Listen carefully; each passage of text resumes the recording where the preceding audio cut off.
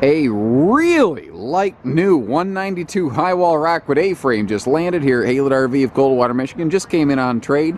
What I can kind of gather from seeing the family, I didn't get a chance to chat with them too awful long, but sort of looked like this was maybe a little starter couples camper.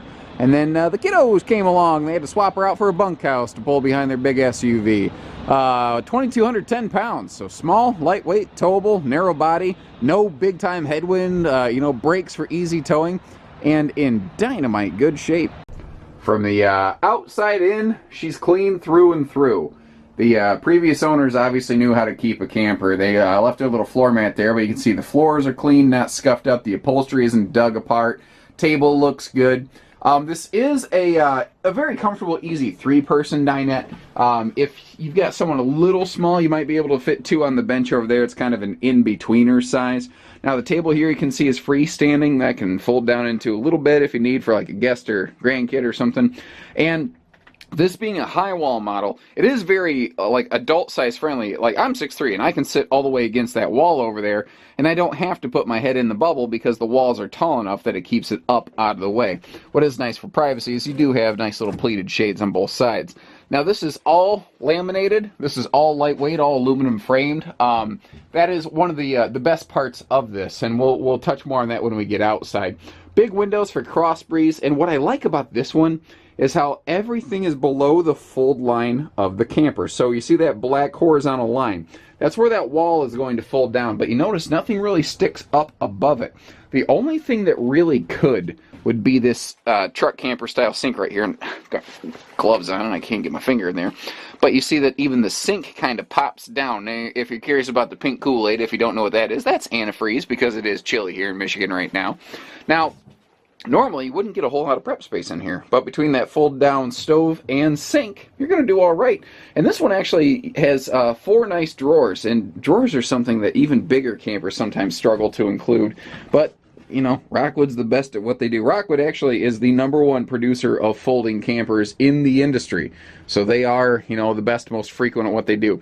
Here's a neat thing about this one. This is a 60 by 80 queen. This is a real full-size residential queen, and that's really one of the main factors of the 192 floor plan as compared to something a little smaller like the A192, which has a shaved queen. It's actually not as wide. This is a full 60 by 80 real queen.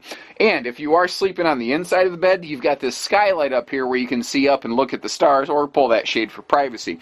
But again, compared to the 192, this has 6-inch taller walls and you won't feel like you're getting stuffed in the side of a coffin.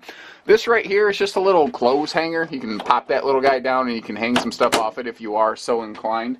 Beyond that, it's all pretty clean and straightforward.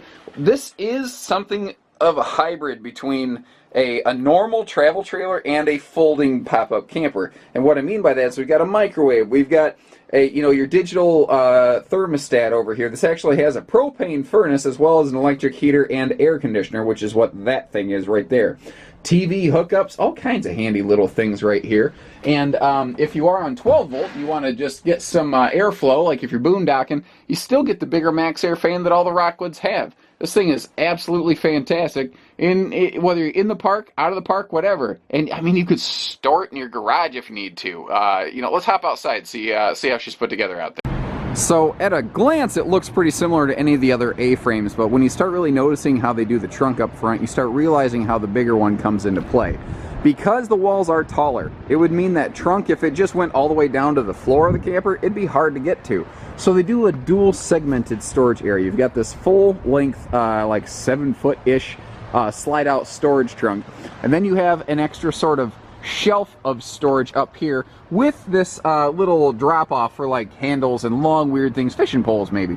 Now this is the original outside grill that mounts on the side of the camper next to the door. That's all still included.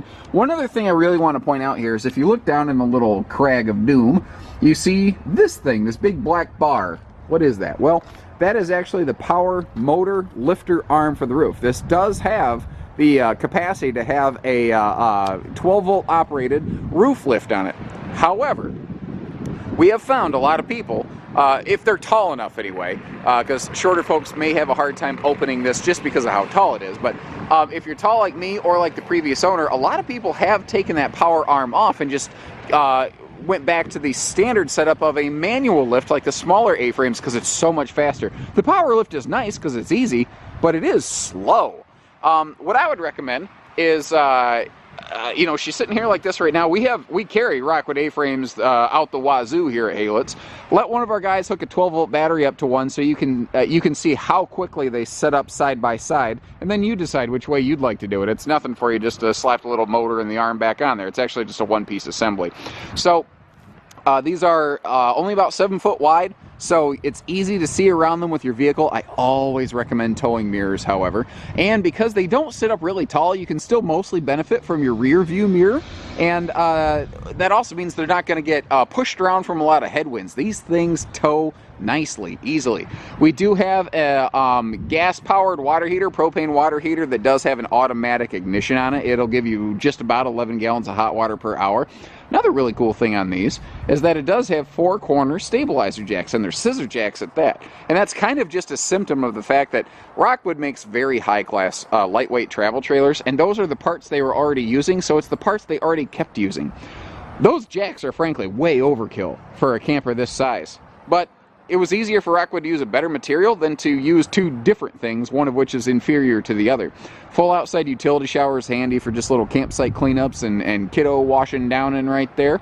Aluminum wheels. Everybody likes aluminum wheels. The spare tire now mounts on the rear wall, because this is not really a bumper. This is really just here kind of as a emergency little oops, we backed up too far kind of thing. That's just a little C-channel air quote bumper. That's not something you're going to like attach a bike rack to or anything like that.